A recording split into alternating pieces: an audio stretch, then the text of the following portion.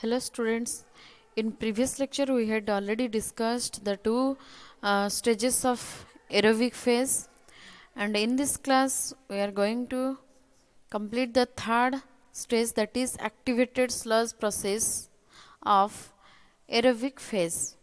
After that we will discuss about the anaerobic phase. So let us discuss first activated sludge process. So it is defined as the sludge settled out of sewage previously agitated in the presence of abundant oxygen. And in this process, the operation whereby a portion of the activated sludge as from secondary clarifier is returned to be added to the effluent from a primary clarifier, which is subsequently aerated, and from which the activated sludge is later removed in the secondary clarifier. And it is a highly advanced indoor and aerobic suspension type process. Here the raw sewage after primary treatment is introduced in the large tank. This is called aeration tank. And the sewage is vigorously aerated and agiated in the presence of activated sludge. This sludge has been taken from previous run and consists of microbial flux, which are aggregates of microorganisms in the slime.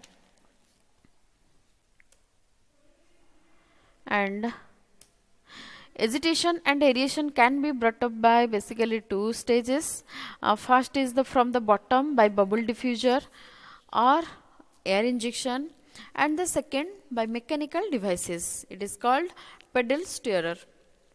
Here different microbial activity is maintained at high levels by reintroduction of most of the settled activated sludge, so that its name is activated sludge process.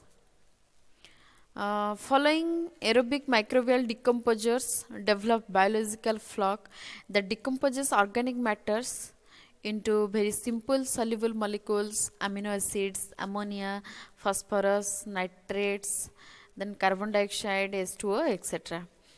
Here some of the examples of some bacteria, fungi, yeast, which help in the aerobic decomposition. And this is the process of activated sludge process. Here the aerobic organisms in the aeration tank which grow and multiply form an active suspension of biological solids, which is called activated sludge. Since the suspension of biological cells is in a liquid medium containing dissolved oxygen, activated sludge is a truly aerobic treatment process. Then the second phase of secondary treatment or biological treatment, this is anaerobic phase. That means here the digestion or the decomposition occurs in the absence of oxygen. So first is sludge digestion. So let us discuss about the sludge digestion. It is an anaerobic process, or the digestion process occurs in the absence of oxygen. This is the process of decomposing organic matter of sewage sludge anaerobically under conditions of adequate operational control. Septic tank is the best example of anaerobic phase. It is an anaerobic digestion tank usually employed for the treatment of sewage discharged from the different communities or residential quarters where population is less and sufficient land is available for septic tank. The digested sludge is dewatered, dried off and used as a manure, while the gases produced are used as fuel or for driving gas engines. And the total digestion process occurs in three different forms, such as first is digested sludge, which is stable humus like solid matter. Then supernatant liquor, which includes liquefied and finely divided solid matter. Then gases of decomposition like methane, carbon dioxide, nitrogen. So these are basically used for fuel or for driving gases of engines. Already I have told it. Now we discuss about the process of sludge digestion. So three stages are known to occur in the biological action involved in the process of sludge digestion.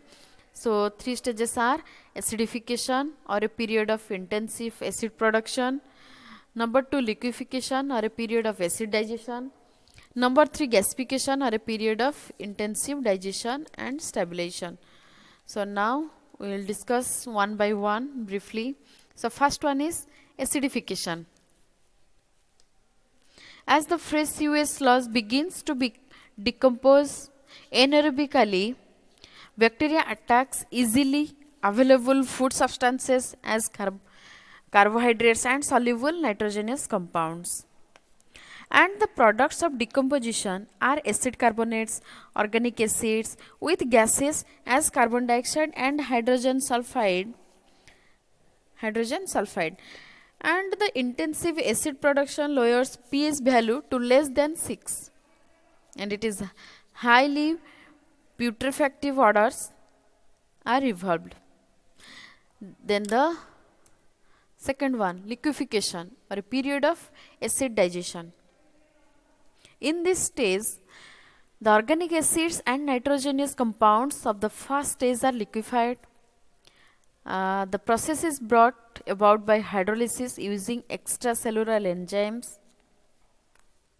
and this stage is known to last much longer than the preceding stage of acidification, and hence also termed as acid regression.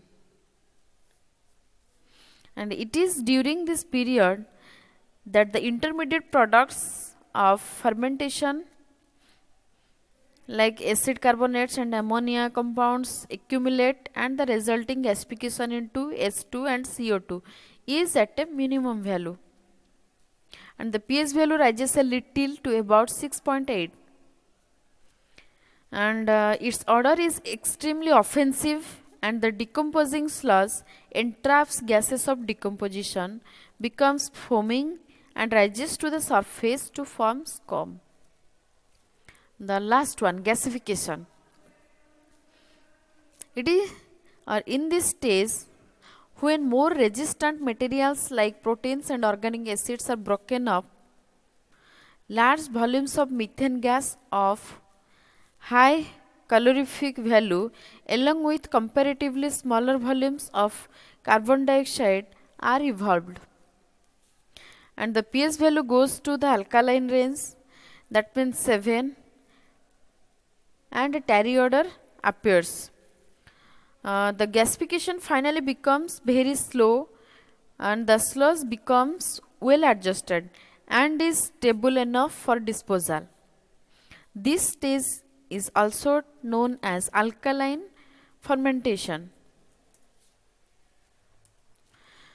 So during this digestion process, so we have to control this digestion process, or how it controls. So let us discuss the control of digestion. In order to have an adequate control over the process of sludge digestion, it is important to maintain a few optimum conditions in the operation of these tanks. So these conditions are, first is maintenance of temperature. So the temperature, it is observed that the process of digestion is generally influenced by the temperature. Rate of digestion is more at higher temperatures. Generally, whenever the temperature is high, the digestion occurs, or the digestion process or the decomposition process also high. Then number 2, this is maintenance of alkaline range of pH. Number 3, seeding of the digested sludge. So we have to keep in mind to control the digestion process. So for this class, this much. In next class, we will proceed with the third phase of the treatment process. This is tertiary treatment. So for this lecture, thank you.